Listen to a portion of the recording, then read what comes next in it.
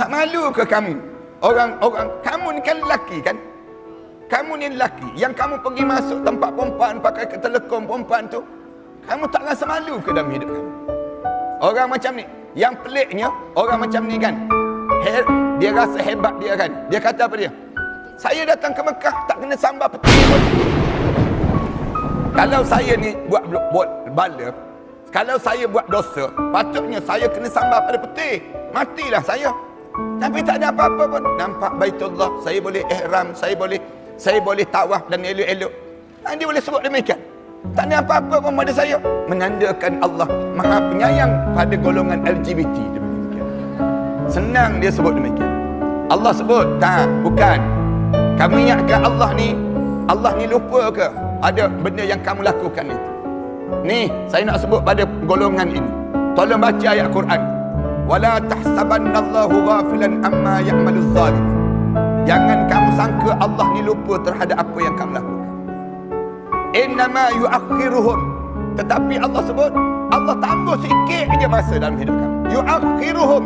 Allah tangguhkan masa dalam hidup kamu tu, lewatkan sikit. Nak tunggu masa satu ketika, innama yu'akhiruhum yaumun taskhasu fihi al-absar. Hari yang mata kamu terbeliak, kamu tengok azab Allah SWT. Allah sengaja, Allah lakukan, Allah biar je. Falamma nasu ma zukiru bi. Ketika mana kamu lupa segala peringatan Allah, fatahna alaihim abwaba kulli syai. Allah buka segala pintu maksiat yang kamu nak buat. Yang kamu nak buat tu, aku buka segala. Buat kamu nak buat. Oh, kamu nak jadi apa dia? Kamu nak jadi pondan ni, kamu nak jadi yang disebut dengan perempuan ini, kamu asal lelaki. Aku buka katanya Allah. Allah biarkan dia buang kemaluan, jadi buat jantina perempuan. Konon-konon siap bagi tahu pada orang lain lagi. Aku boleh mengandung lah, dia sebut. Jantan apa boleh mengandung? Jangan mengarut. Nak sebutnya gambaran dalam hidup dia je. Allah kata, kamu buat demikian, sengaja aku buka. Fatahna alaihim abwaba kulli syai. Kami buka segala pintu maksiat yang kamu nak. Kita jadi heran kan, jadi heran. Orang yang ada orang tak sembahyang, tapi dianya rezeki dia tambah. Ada orang yang dia minum arak, tapi tak mabuk. Ada orang yang dia buat maksiat, tapi tak kena bala daripada Allah. Tak ada apa-apa. Kita pun kata pelik lah. Ada orang yang di hidup dia macam dia ni kan, asal jantan, asal lelaki. Nak sebut jantan tu biar nampak rasa kuat sikit. Nak sebutnya asal lelaki, tiba-tiba kamu menukar jantina kamu. Kita tengok dia tukar jantina tu lebih hebat daripada orang perempuan. Kita tengok dia, Allah, lelaki perempuan ni patutlah dia kena pakai kain tudung pun waktu mana dia ihram.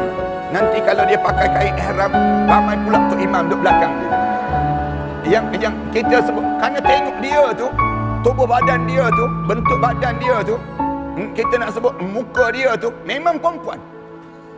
Kita tengok demikian. Allah dah sebut dah, fatahna alaihim abwaba kulli syai. Kami buka segala pintu maksiat yang kamu nak buat. Sampai bila? Hatta iza qarihu bima utu. Sampai kamu rasa gembira sungguh dengan maksiat yang kamu buat tersebut. Kamu suka sungguh dengan maksiat yang kamu buat tersebut. Tengah-tengah kamu suka tu, satu ketika akhaznahum baghtatan. Aku gentar nyawa kamu dalam keadaan mengejut. Fa izahum mublisun. Kamu masuk dalam kubur, tercengang-cengang kamu menghadap di hadapan Allah. Jangan rasa sedap, jangan rasa. Kita ni, itulah bahayanya kita mengiktiraf mereka. Dulu kan, kenapa kita ada seorang menteri agama pula tu, yang sambut seorang pondan ini datang berjumpa dengan dia. Nisha tu. Dulu tanya, Nisha tu tanya, kami kumpulan LGBT ni nak masuk tandas mana? Lepas tu menteri ni sebut masuk tandas perempuan. Sekarang bukan masuk tandas perempuan, masuk tempat perempuan sembahyang. Tempat perempuan sembahyang. Kamu juga yang sebut. Menteri ni juga yang sebut dulu. Lepas tu sekarang kenapa baru nak kesan? Yang kamu kan sebut dahulu. Nak sebutnya gambaran. Ni bercakap banyak kan kena marah kita pula. Nak gambarkan pada kita je. Allah jadikan dalam hidup kita ni Dia kata saya datang, saya taubat. Taubat kamu jadi jantan baliklah.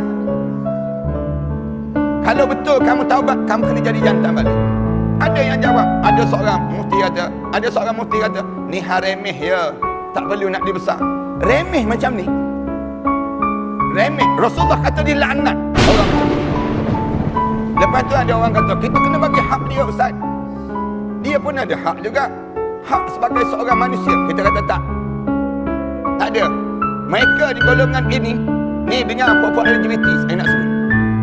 Nak sebutnya apa dia? LGBT ni tak ada hak kecuali apa dia? Hak kamu taubat kembali pada Allah. Tak ada lemah lembut pada kamu. Tak ada. Tak adanya dakwah Rasulullah. Rasulullah pergi pujuk dia. Pujuk. Kamu baliklah. Allah maha baik dengan kamu. Allah maha pemurah dengan kamu. Kamu gini. Tak adanya pujuk. Rasulullah ajar apa dia? Puak-puak LGBT ni. La tatubanna au la ta'azzaranna. Kamu taubat ataupun kamu ta'zirkan pada kamu.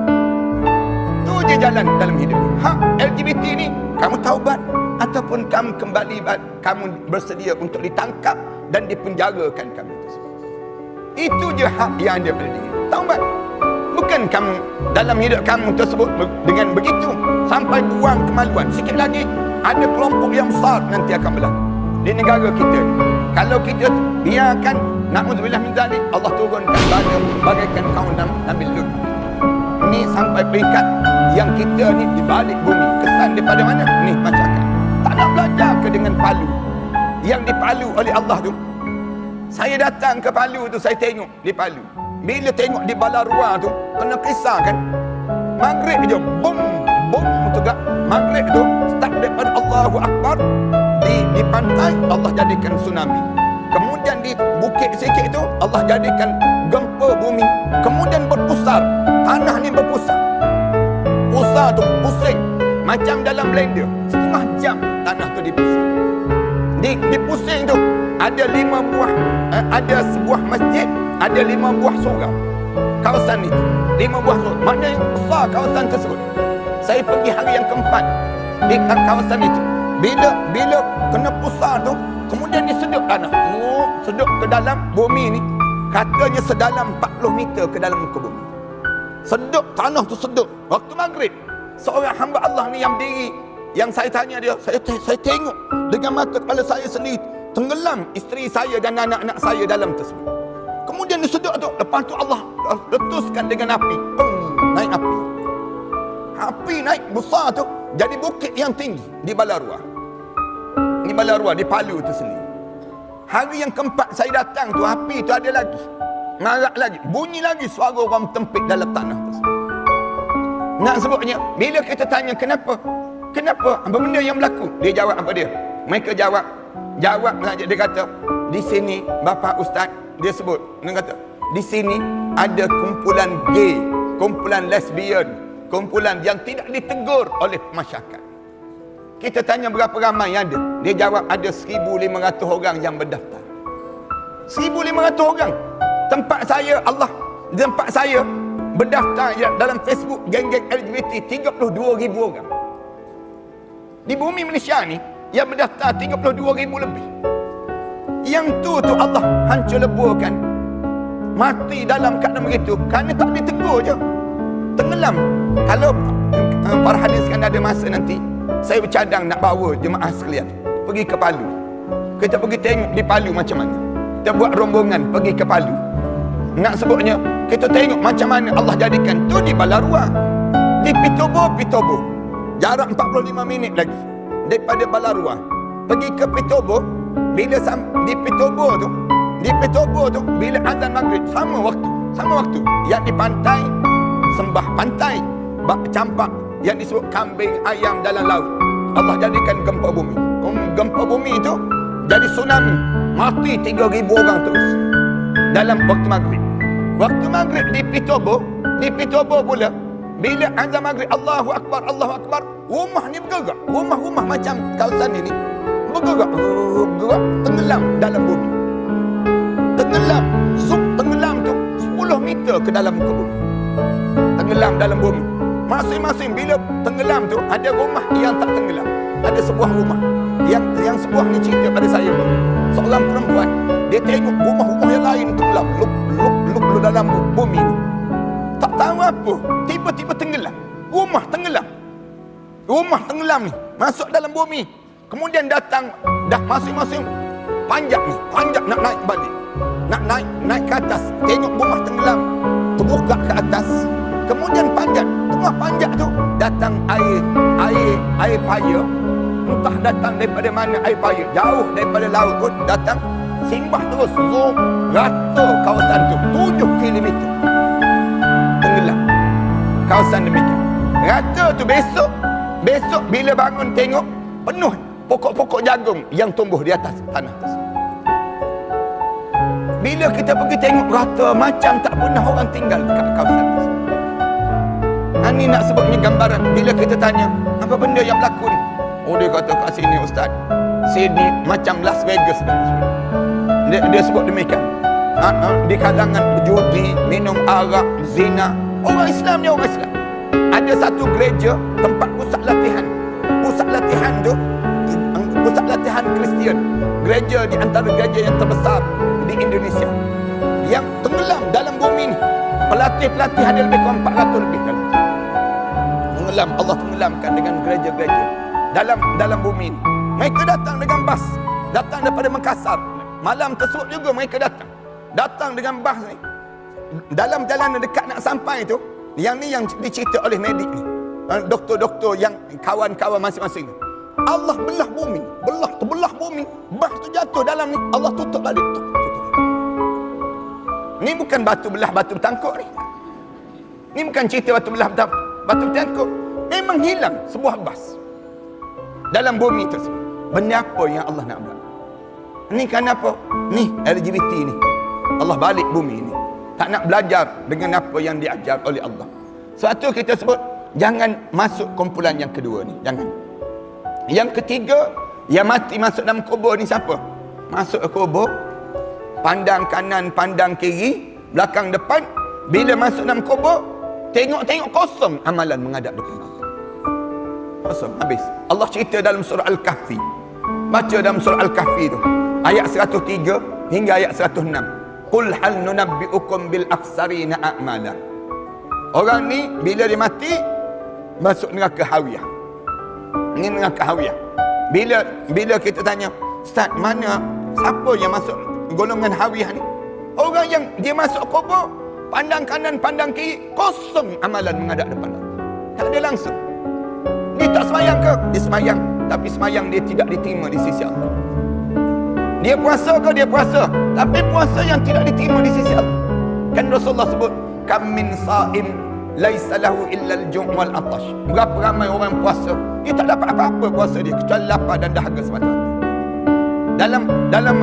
Dalam hadis lain Rasulullah sebut, kam min qa'im, berapa ramai orang yang sembahyang, laisa lahu illa at-ta'ab wan nasab. Dia tak dapat apa-apa daripada sembahyang dia kecuali letih dan lelah saja dalam hidup dia. Punca apa? Punca dianya alladzina dhalla sa'yuhum fil hayatid dunya. Dia menyesatkan diri dia sepanjang dia hidup di atas dunia. Dia membiarkan diri dia sesat. Kat mana kita sesat? Bila kita tolak Islam, sesat terus. Hidup ni, bila kita tolak Islam, sesat hidup. Kita pergi ambil apa dia? Pergi ambil nasionalis, pergi ambil sekularis, pergi ambil liberalis. Kita pergi ambil Syiah, pahaman selain daripada Islam dalam hidup kita. Apa amalan kita? Islam dia tak boleh berkongsi.